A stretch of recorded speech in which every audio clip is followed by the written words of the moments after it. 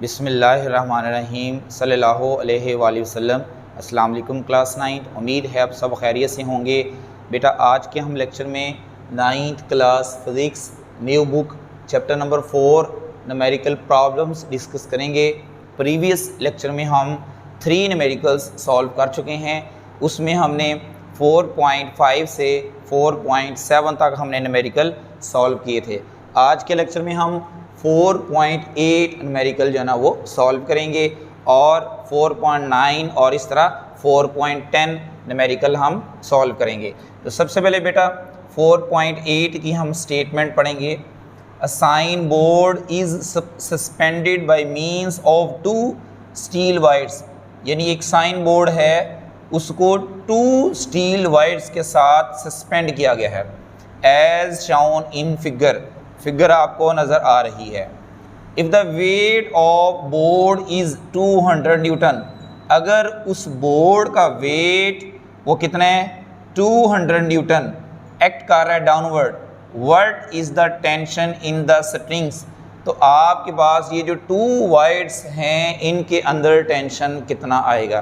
बेटा आप जानते हैं जब भी कोई वेट नीचे की तरफ एक्ट कर रहा है, अगर वो वेट सस्पेंड है तो उन स्ट्रिंग्स के अंदर एक खंचाव आएगा जिनको हम क्या बोलते हैं, टेंशन।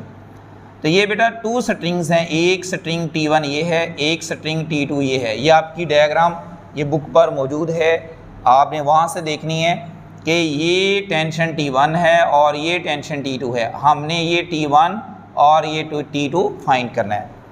तो सबसे पहले बेटा गिवन डाटा पे चलते हैं। वेट ऑफ साइन बोर्ड, तो साइन बोर्ड का वेट कितना बेटा, उसको हमने W के साथ रिप्रेजेंट करना है और वो हमारे पास आ जाएगा 200 न्यूटन। इसी तरह फाइंड क्या करना है बेटा, टेंशन इन द स्ट्रिंग, यानी इस स्ट्रिंग में टेंशन फाइंड करना जिसको हमने T1 कह दिया। फिर इस स्ट्रिंग में टेंशन फाइंड करना है, टेंशन इन द स्ट्रिंग वो क्या आ जाएगा T2, यानी बेसिकली हमने दोनों स्ट्रिंग्स में टेंशन फाइंड करना है। पहली वाली को T1 और दूसरी वाली का T2, ये हमने फाइंड करना है। उसके बाद बेटा सोल्यूशन देखते हैं। आपको पता है कि वेट 200 न्यूटन नीचे है। अब ये स्ट्रिंग और ये स्ट्रिंग आप देख रहे हैं कि सेंटर से इनका जो डिस्टेंस है ये भी 2 मीटर है और ये भी 2 मीटर है। इसका मतलब डिस्टेंस दोनों का सेम है। तो ये जो 200 न्यूटन है ये न्यूमेरिकल तो बड़ा आसान है, अगर हम वैसे भी गौर करें तो 200 न्यूटन है। तो अब दोनों का डिस्टेंस सेम है। अब 200 न्यूटन है तो इसका मतलब दोनों टेंशन में ये इक्वली डिवाइड हो जाएगा। तो हम खड़े खड़े यहाँ पर आंसर भी बता सकते हैं कि 200 न्यूटन दोनों में डिवाइड हो जाएगा। इसका मतलब 100 न्यूटन इधर आ जाएगा और 100 न्यूटन इधर आ जाएगा। लेकिन हमने इसको सॉल्व करके हमने ये दोनों टेंशन्स फाइंड करनी है, ठीक है। तो आंसर दोनों का 100 न्यूटन ही आएगा।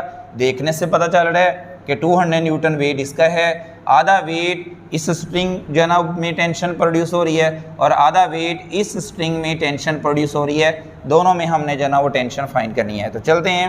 T1 एंड T2 ये दोनों क्या हैं, इक्वल हैं, और इक्वल हैं तो इनको फिर क्या कहा जा सकता है, सिंपल टी कह लें। As the wires share the load equally, ये जो वायर्स हैं ये लोड इक्वली जना वो क्या कर रही हैं, समझ ले कि ये जो लोड है ये दोनों पर इक्वली जो ना वो क्या हो रहा है, डिवाइड हो रहा है। तो समझ लें हम क्या करेंगे, टेंशन 1 और टेंशन 2 यानी इन दोनों को प्लस करेंगे, T प्लस T यानी टेंशन 1 प्लस टेंशन 2। तो ये हम इधर T1 T2 नहीं लिखेंगे क्योंकि T1 और T2 दोनों के हैं T हैं। तो T1 T प्लस T आ रहेगा इज़ इक्वल टू ये क्या आ रहेगा 200, ठीक है। उसके बाद ये T प्लस T क्या आ रहेगा 2T और 200 वैसे आ जाएगा। उसके बाद 2 डिवाइड हो जाएगा तो T इधर आ जाएगा, 200 डिवाइड बाई 2 हमारे पास आंसर कितना आ जाएगा 100 न्यूटन। 100 न्यूटन है जी एक टेंशन।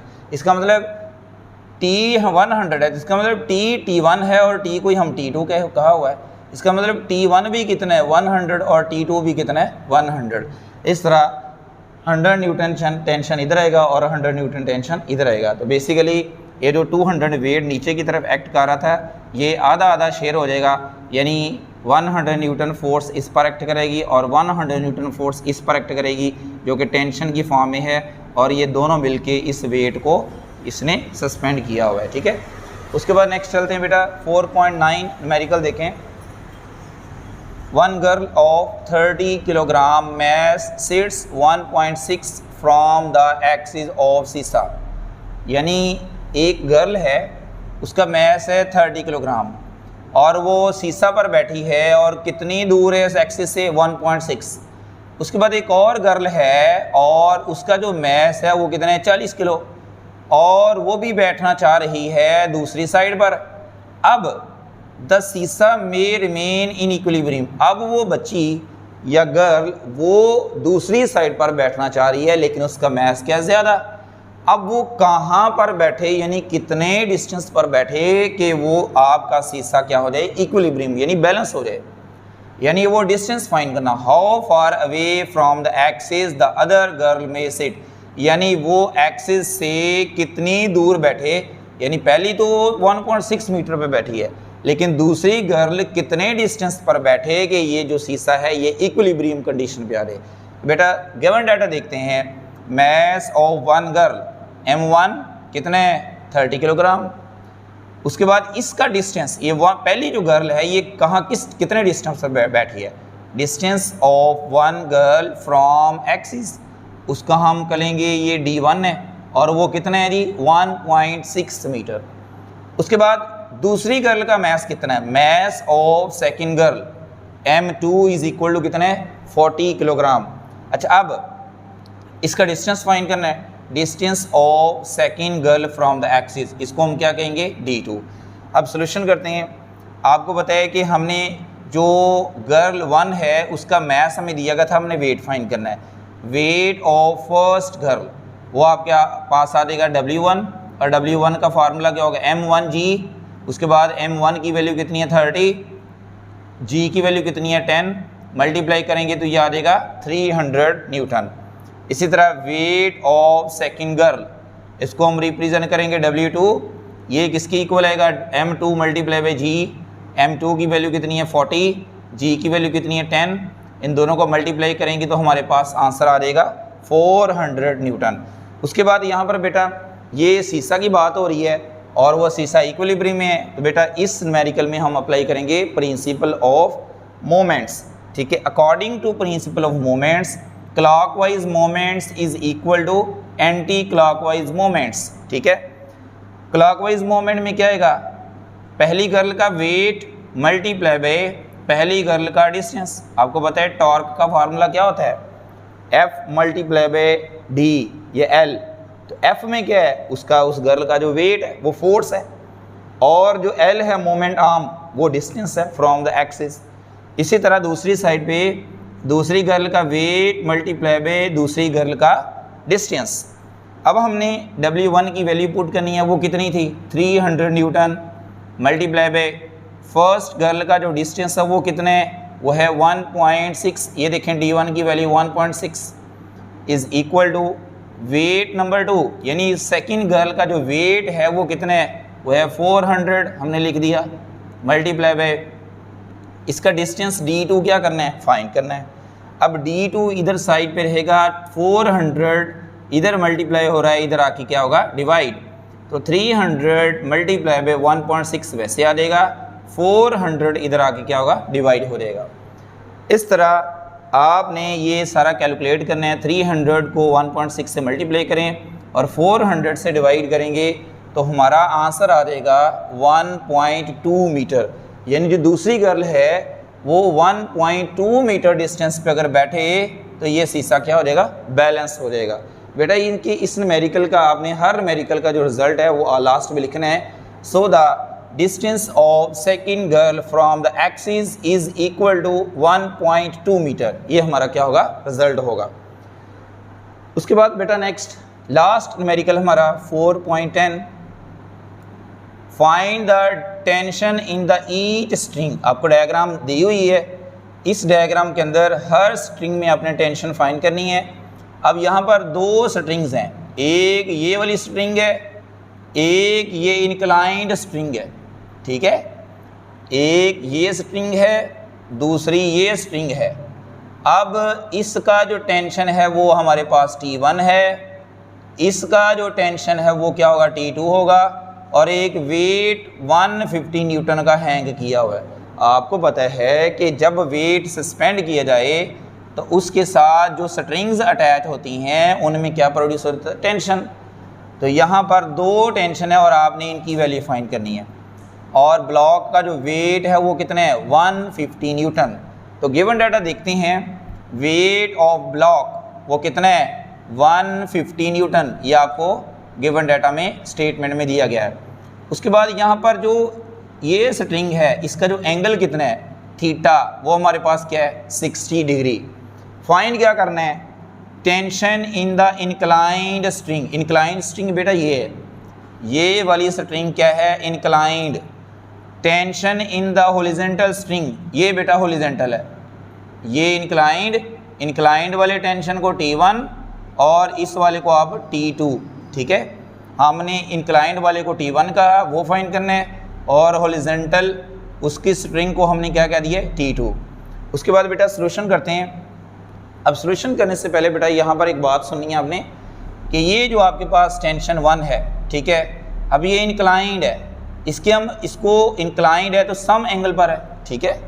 अब 60 डिग्री का एंगल बन रहा है तो हम इस टेंशन को करेंगे रिजॉल्व, ठीक है। यहाँ पर ये टेंशन हो जाएगी रिजॉल्व, ठीक है।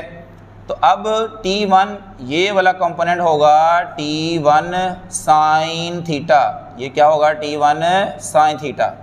और ये वाला जो कंपोनेंट होगा इसको हम बोलेंगे T1 कॉज थीटा, ठीक है बेटा। अब ये 2 कंपोनेंट्स में हमने इस टेंशन को रिजॉल्व किया है, क्योंकि कोई भी फोर्स जो सम एंगल पर अप्लाई हो रही हो, ना वो पैरेलल हो ना वो परपेंडिकुलर हो, उसको हमने रिजॉल्व करना होता है। ये बन जाएगा T1 साइन थीटा और ये वाला बन जाएगा T कॉस थीटा, ठीक है। अच्छा, अब यहाँ पर अगर गौर करें तो ये T1 कॉस थीटा ऊपर की तरफ है, ठीक है। अब वेट किस तरफ है, डाउनवर्ड। लेकिन यहाँ पर गौर करें तो T1 साइन थीटा अपवर्ड है। अब T1 साइन थीटा अपवर्ड है, वेट डाउनवर्ड है, तो ये दोनों क्या हो गए, इक्विलिब्रियम में। अब ये जो लोड है ये इक्विलिब्रियम में है, इसका मतलब T1 साइन थीटा इक्वल है किसके, इस वेट के। तो सॉल्यूशन में देखते हैं सबसे पहले in vertical direction. Vertical direction कौन सी है, ये वाली, ऊपर की तरफ T साइन थीटा और नीचे की तरफ वेट, तो ये दोनों क्या हैं, ये वर्टिकल डायरेक्शन में है। तो हम लिखेंगे T1 साइन थीटा किसकी इक्वल हो जाएगा बेटा, वेट के, क्योंकि T1 साइन थीटा अपवर्ड और वेट हमारा क्या है, डाउनवर्ड। ये हमें उसने दिया हुआ है वेट। अब T1 sine theta is equal to weight. अब यहाँ पर T1 फाइंड करना है, साइन थीटा उधर जाके डिवाइड हो जाएगा। उसके बाद वेट की वैल्यू कितनी है, वो हमें दी गई है 150 न्यूटन। साइन थीटा, थीटा की वैल्यू कितनी है, 60 डिग्री, वो पुट करेंगे। T is equal to 150 sine 60 बेटा आपने कैलकुलेट करना है, और इसकी जो वैल्यू है वो आ जाएगी 0.866। उसके बाद इसको आपने कैलकुलेट करना है तो हमारे पास जो टेंशन आ जाएगा वो कितना आ जाएगा, 173। ये बेटा टेंशन 1 हमारे पास क्या आ गई है, कैलकुलेट हो चुकी है। ये है टेंशन 1। उसके बाद बेटा नेक्स्ट हम बात करते हैं in horizontal direction. Horizontal direction में देखें बेटा, ये हॉरिजॉन्टल डायरेक्शन में T2 है, ये हॉरिजॉन्टल डायरेक्शन में ये देखें इस तरफ, ठीक है, ये T2 इस तरफ है, ये T cos थीटा इस तरफ है।